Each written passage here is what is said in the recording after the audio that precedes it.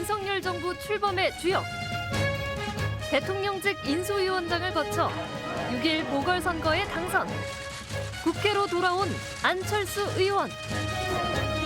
3선 국회의원. 3번의 대권 도전.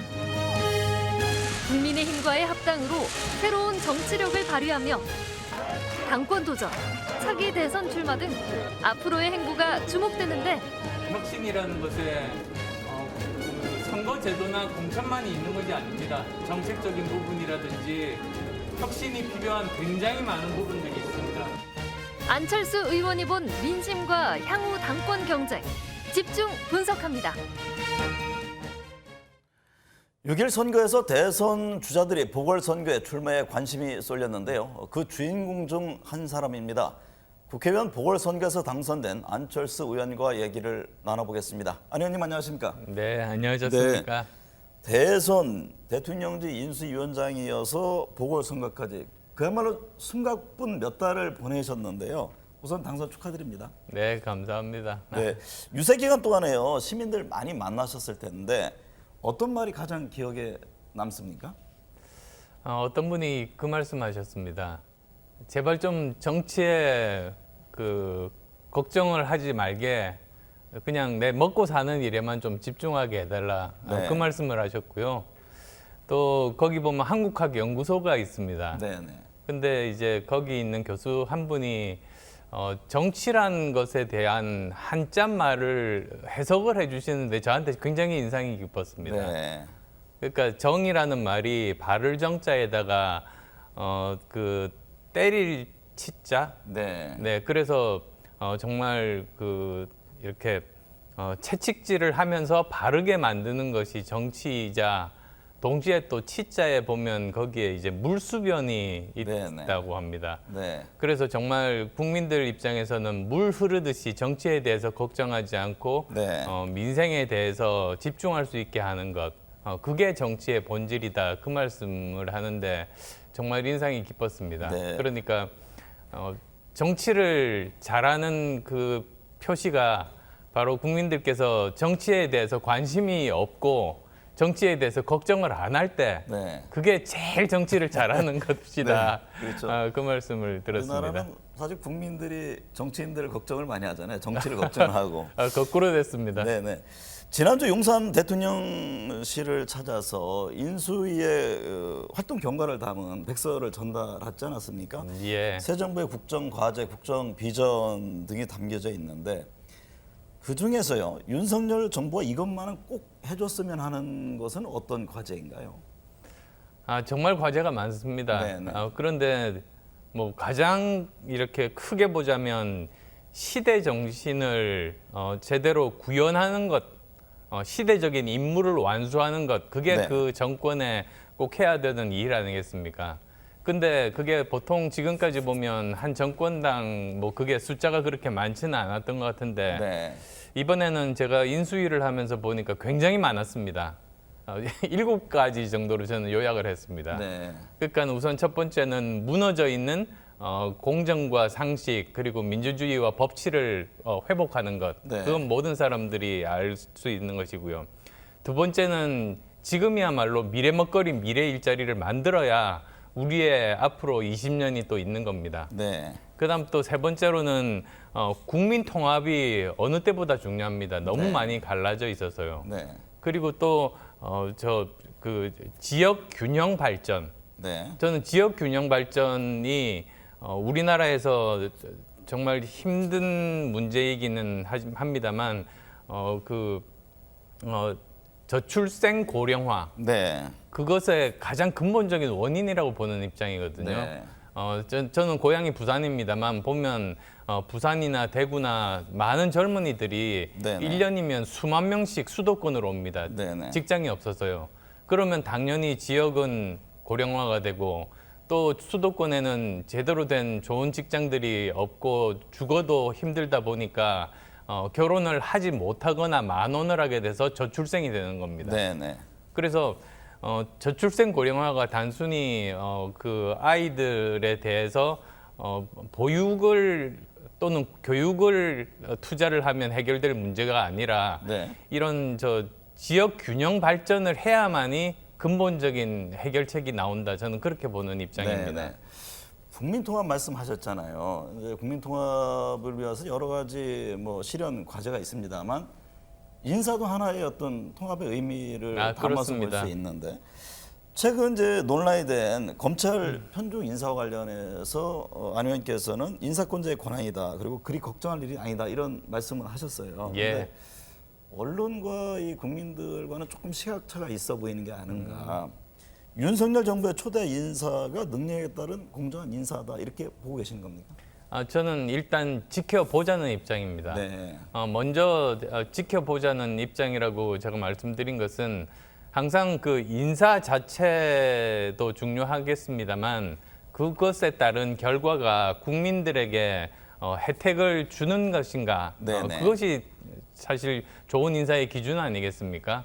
그래서 아마 대통령께서 나름대로 철학을 가지고 고민을 하고 그래서 이 방향이 국민들을 편익을 위해서 좋은 방향이라고 생각해서 네. 결단을 하셨을 겁니다. 그러면 처음부터 비판하기보다는 처음에는 지켜보자는 입장이고요. 네.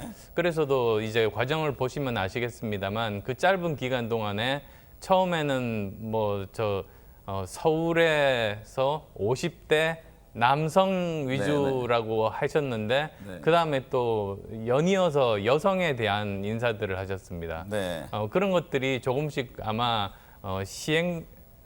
실행을 해보시고 나서 부족한 점들을 보완하시는 과정이 아닌가 싶어서 네. 지금은 한 달도 채 안 되는 이 기간에 지켜보자는 그런 입장으로 말씀을 드렸었던 거고요. 네. 한 가지 제가 경험에서 하나 말씀을 드리면 제가 벤처기업을 할 때 10명의 천재가 모여서 벤처기업을 만든 것과 그리고 천재는 아니고 보통 사람들이지만 굉장히 다양한 전공과 성별과 나이에 그런 다양한 10명이 서로 경쟁을 하게 되면 네. 천재 10명보다 다양성 10명이 이깁니다. 네. 그게 다양성의 힘이거든요. 네. 그러니까 다양해야지 그 사고의 폭이 넓어지고 여러 가지 문제점들 또는 리스크들에 대해서 미리 검증이 되고 네. 그러면서 더 그 경쟁력이 있는 겁니다. 네. 그래서 처음 보통 보면 너무 능력주의에 이렇게 휩싸이다 보면은 다양성이 가진 힘을 간과하기가 쉽습니다. 네. 아마 그런 점들에 대해서는 지금 여러 가지 정부를 운영을 하시면서 조금씩 거기에 따라서 그 여러 가지 정책들을 만들어 나가시지 않을까 네. 저는 그런 생각을 하고 있습니다. 안 의원님 말씀 중에 여러 가지가 내포되어 있기 때문에 제가 인사 관련 추가 질문 더 안 드리겠습니다. 네. 대선 때요 후보 단일화를 했고 또 국민의힘과 국민의당 통합하지 않았습니까? 당시에 이제 단일화로 공동정부를 약속했는데 그 약속이 잘 실현되고 있다고 보시는지 또 윤 정부에 어느 정도의 지분이 있다고 생각하시는지요? 저 지분이라든지 공동정부라고 하면은 저는 이것을 공급자 관점이 아니라 수요자 관점에서 보는 게 저는 그게 가장 바람직하다는 생각을 예전부터 하고 있었습니다. 네.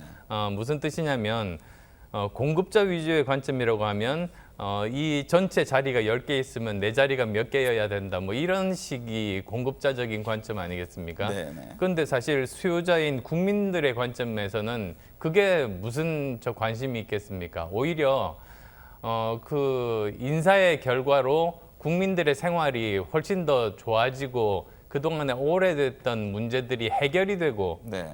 그런 것들이 더 중요하지 않겠습니까? 네. 저는 그 후자의 관점으로 지금 접근하고 있습니다. 네. 그래서 저도 추천을 합니다만 더 좋은 사람이 있으면 저는 흔쾌히 그 사람이 더 적임자다. 오히려 저는 그렇게 생각합니다. 네.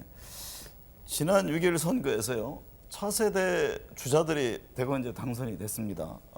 안철수 의원에 의해 민주당 대선 후보였던 이재명 의원, 또 김동연 경기지사, 홍주표 대구시장, 오세훈 서울시장 등등인데 이게 이제 잠재적 대선 후보들로 이렇게 분류가 됩니다.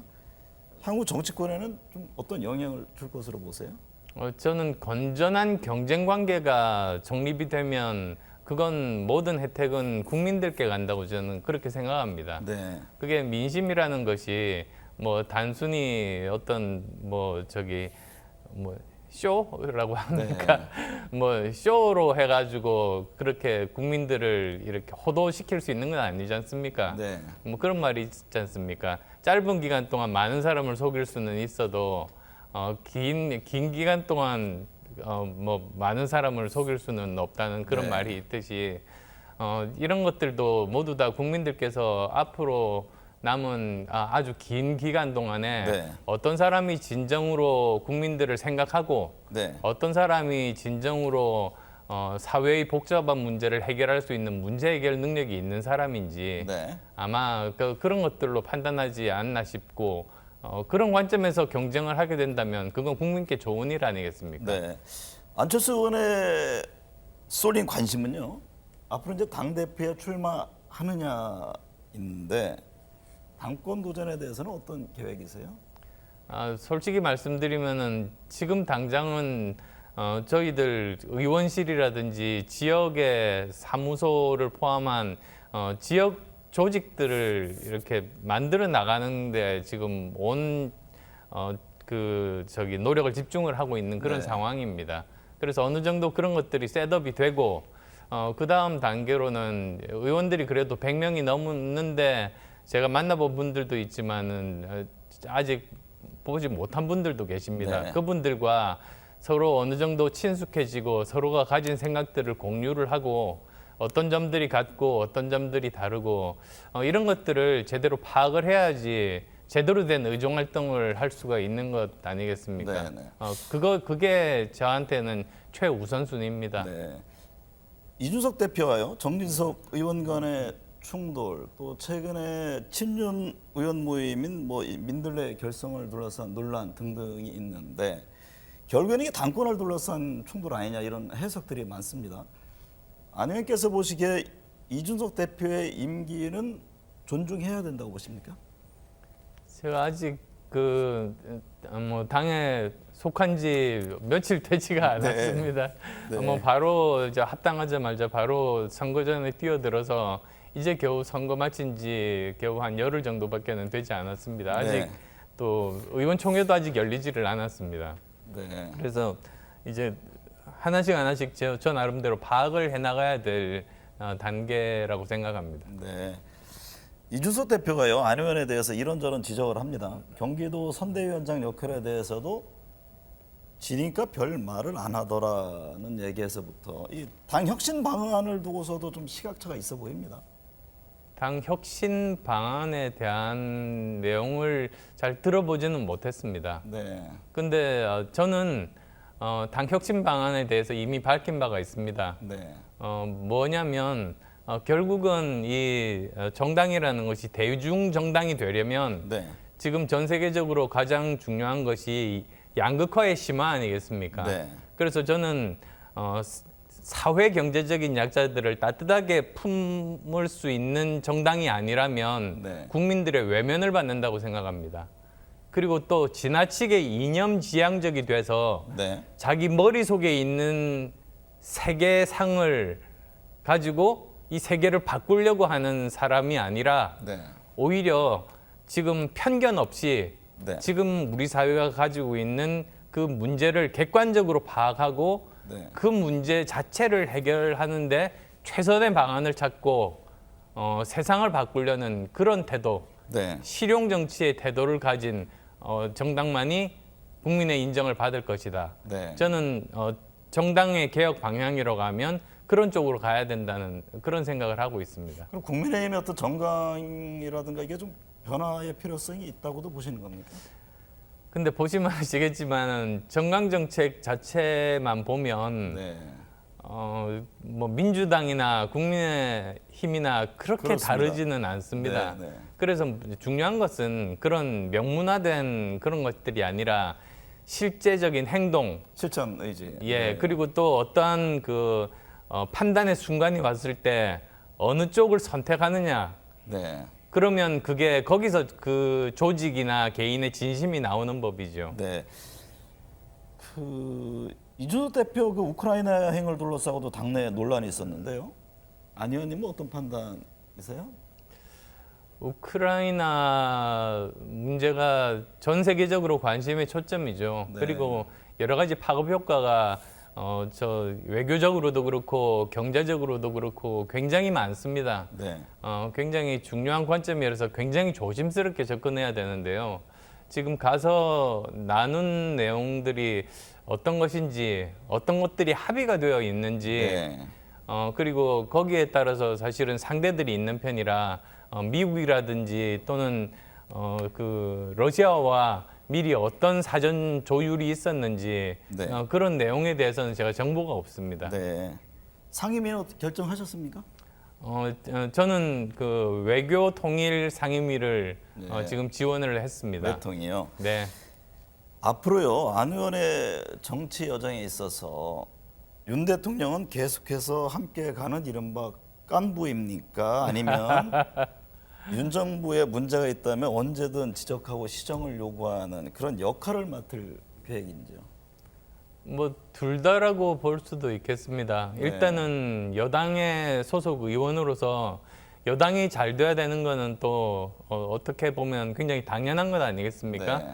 그렇지만 여당이 실제로 잘 된다는 것은 네. 국민들로부터 인정을 받는 겁니다. 네. 그 평가는 국민들이 해주십니다. 네. 따라서 국민들이 보기에 잘못된 방향으로 간다고 하면은 거기에 대해서는 제 정치적인 이해득실과 상관없이 네. 냉정하게 이런 부분들에 대해서는 잘못된 방향으로 가고 있는 부분이 있다면 이야기를 하는 게 또 여당 의원의 저는 임무다. 네. 그런 생각을 하고 있습니다. 당내 좀 뭐 공부 모임이 한창 뭐 이렇게 논의가 되고 있어요. 그래서 뭐 민들레 뭐 등등등 발족한다 하는데 바람직한 겁니까?